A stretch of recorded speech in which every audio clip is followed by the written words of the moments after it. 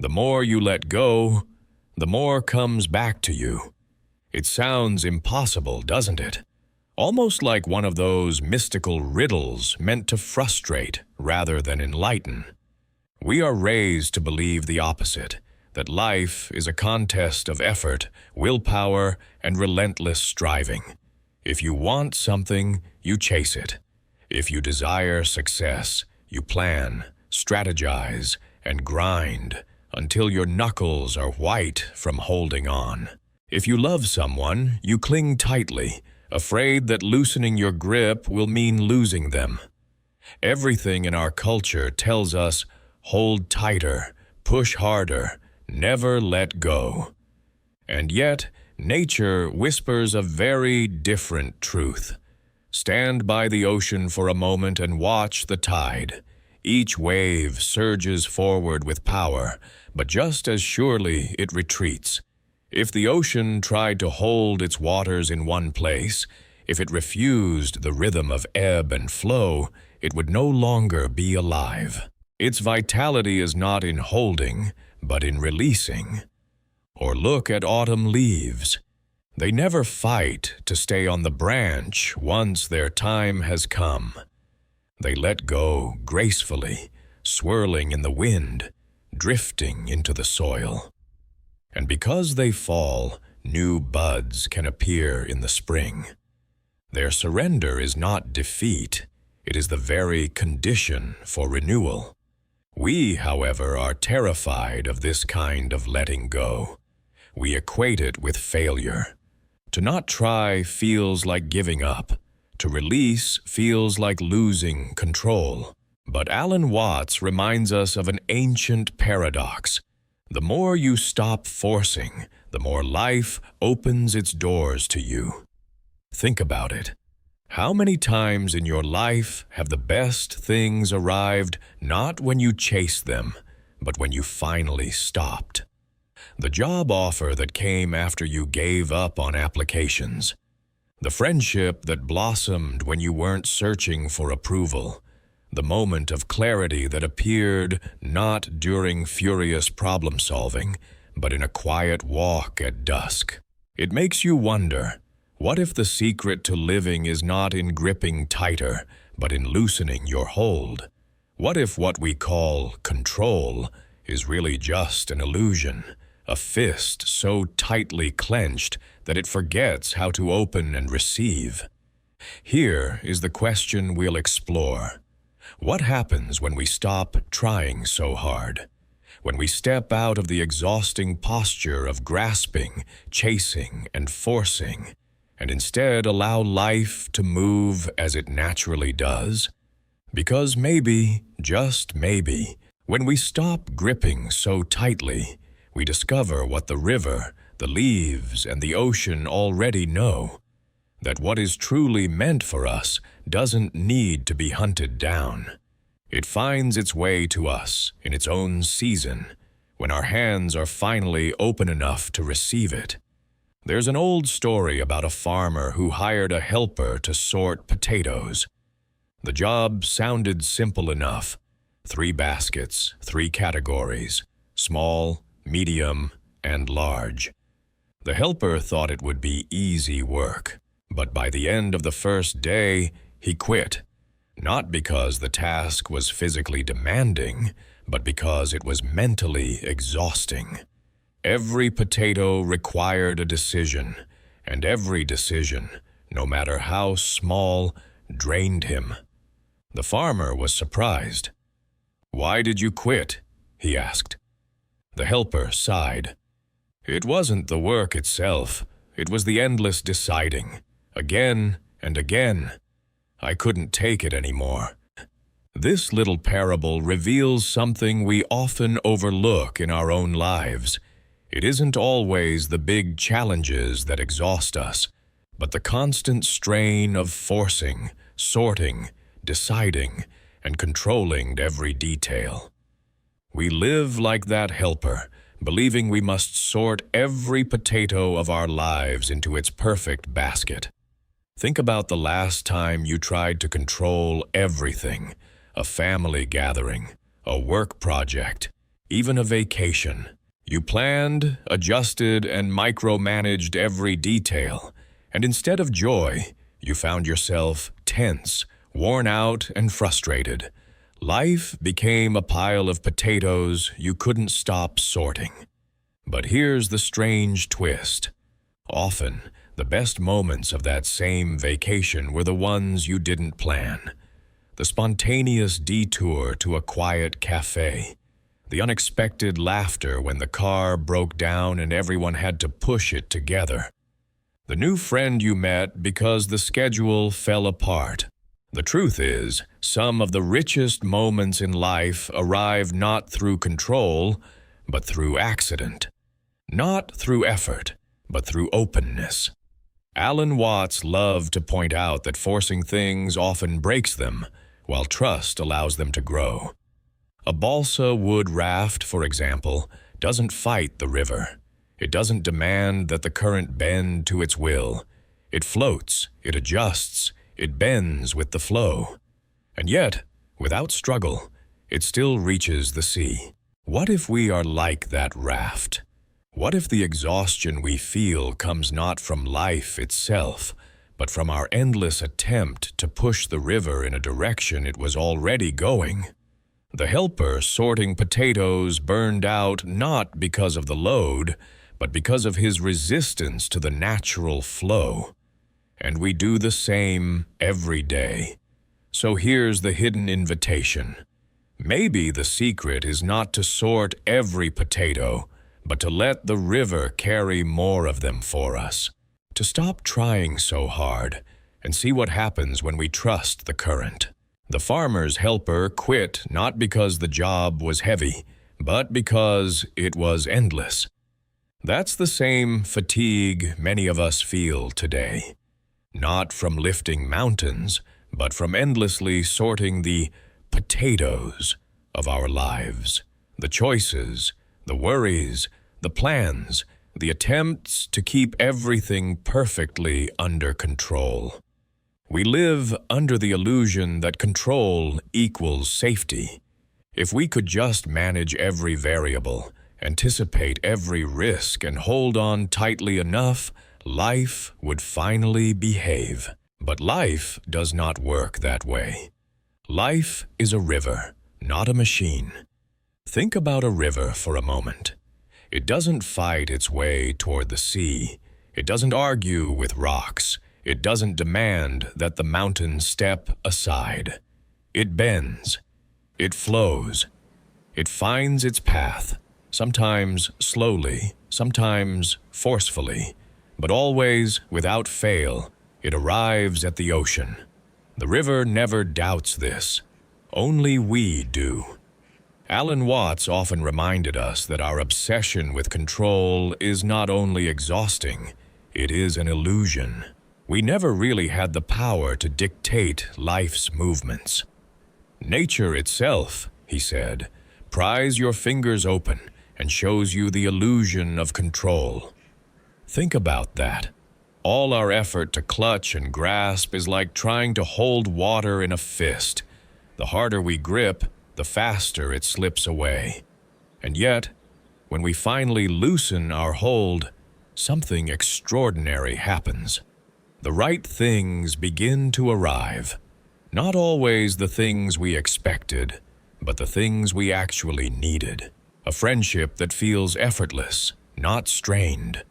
A career path that grows naturally out of your talents, not one forced by someone else's expectations. A sense of peace that isn't the result of endless self-improvement, but of learning to trust the rhythm of life. The irony is almost painful. The more we try to control, the less control we feel. The more we try to plan, the more chaos surprises us. But when we step back, when we surrender to the larger flow, life begins to cooperate with us. Just as leaves must fall to make way for new buds, we too must allow endings, losses, and changes to happen. Decay is not the enemy. It is the secret partner of growth. Without winter, there is no spring. Without release, there is no renewal. So here is the principle, simple but profound. When you stop trying so hard, life has space to give you what you truly need. Not because you forced it, but because you trusted it. The river already knows the way. The question is, are you willing to let it carry you? Life, in many ways, offers us two paths. The first is the path of control. The second is the path of trust. On the path of control, everything depends on you. Every detail must be planned, every outcome monitored, every possibility defended against. At first, this path feels empowering.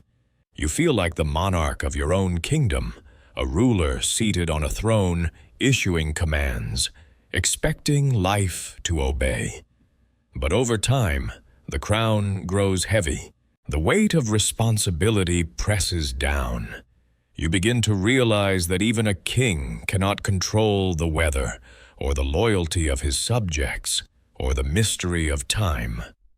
Anxiety creeps in. Burnout follows. You find yourself isolated, cut off not only from others, but from the very pulse of life itself. The second path looks very different. It is not monarchy, but something closer to a forest ecosystem. In a forest, there is no single ruler. The trees, soil, fungi, and animals coexist in a delicate balance. Each gives, each receives. Power is not hoarded, it is shared. A fallen tree nourishes the ground. A bird spreads seeds. Rain feeds the roots, and the roots in turn hold the soil together. This is not control, it is cooperation. And in this cooperation, everything thrives. Alan Watts once put it simply, "Shared power nourishes all things without dominating anything." On this path, you are not a monarch clinging to control, but a participant in the great rhythm of life. You trust that the current carries you, not because you've commanded it, but because it is its nature to do so. Think about the difference in your own life. When you cling too tightly to a relationship, a project, or even an image of who you think you should be, what happens? Tension builds. Fear of loss grows. You become anxious, always watching, always adjusting. And ironically, the very thing you tried to protect begins to slip away. Now recall a moment when you trusted instead. Maybe you stopped micromanaging a project and suddenly, your team surprised you with ideas better than your own. Maybe you stopped chasing someone's approval, and that's when they finally respected you. Or maybe you stopped obsessing over how life should unfold, and discovered something unexpected, something better. The path of control narrows your life into a prison of anxiety. The path of trust opens it into a living forest, unpredictable, yes, but alive, generous, and filled with connection. So ask yourself, which path are you walking? And more importantly, which one feels more like home? Up until now, it may sound as if letting go means you'll always know what's coming, that life will simply hand you the right things if you relax. But that's not the truth. The real gift of letting go is not certainty, but mystery. Alan Watts often reminded us, "I don't know" is not a weakness, it is liberation. Think about that. In school, in work, even in our families, we're trained to always have an answer. To admit, "I don't know," feels like failure, like we've fallen behind. But nature does not live by certainty. It lives by surprise. Light cannot shine on itself. A blade cannot cut itself. An eye cannot see itself. In the same way, we cannot fully predict or control what life will give us, and that is exactly why it remains alive. If you knew every detail of tomorrow in advance, wouldn't it rob the day of its wonder? Consider a child unwrapping a gift. Half the joy is not in what's inside the box, but in the not knowing, the delicious tension of discovery. Life, too, is like that. The most meaningful moments often come as surprises. The unexpected conversation that changes your direction, the chance meeting that alters the course of your life, the problem that forces you to grow in ways you never planned. This is the heart of the mystery. What I really want is tied to what you want, and what you want is tied to what the world itself wants. There is no isolated me running the show. We are all threads in a tapestry too vast to see from up close. So instead of demanding answers, Watts invites us to say, "Surprise me." Imagine holding your life with that kind of openness. Instead of forcing, you wait. Instead of clutching, you watch. And what arrives is often more extraordinary than anything you could have demanded. But here's the paradox. We don't like to admit, "I don't know," because it feels like surrender. Yet in reality, it is the most powerful stance we can take. To not know is to be open. To not know is to be teachable. To not know is to be ready for wonder. The forest does not know which tree will fall this winter or which seed will sprout in spring. Yet life thrives in this uncertainty. Why should we be any different? So let this truth sink in. Not knowing is not ignorance. It is the space where wisdom grows. And the right things, the things you could never have scripted, arrive not because you demanded them, but because you left room for them to appear. We began with a paradox. The more you let go, the more comes back to you. At first, it seemed absurd. How could releasing control, how could stepping back bring us closer to the life we want? And yet, as we've walked with the river, the forest, and the falling leaves, the truth has revealed itself. Life has always been whispering this secret. It is not your straining that makes things happen, but your openness. The river does not force its way to the sea. It trusts its course. The trees do not cling to their leaves. They release them, and in doing so, make space for spring. The forest thrives not because one tree rules, but because everything shares power without domination. And what about us? We exhaust ourselves with our clenched fists and endless sorting. We mistake effort for control, control for safety. But nature has been patient with us, gently prying open our fingers, showing us that life's flow is wiser than our fear. Alan Watts often said that impermanence is not a thief, but a friend. Decay, loss, change, they are not punishments, but allies. Without endings, nothing new could ever begin. Without the mystery of "I don't know," life would be flat, mechanical, predictable. It is precisely because we cannot grip it that life remains alive. So here is the invitation. Loosen your hold. Stop trying to force everything into place. Trust the rhythm that is already here. When you stop demanding, life begins to offer. When you stop chasing, the right things begin to arrive. Not always on your schedule, not always in the form you expect, but in the form you need when you are finally ready to receive them. Imagine standing by that river once more. The water glitters in the sunlight, bending and curving, never in a straight line. yet always moving toward the sea. You are like that river. You don't need to know every turn. You don't need to push the current. It is already carrying you. So let the river carry you. Trust the tide. Open your hands. What is yours will arrive in its own season, not because you chased it, but because you learned how to let it come. And when it does, you'll realize the paradox was true all along. The more you let go, the more comes back to you.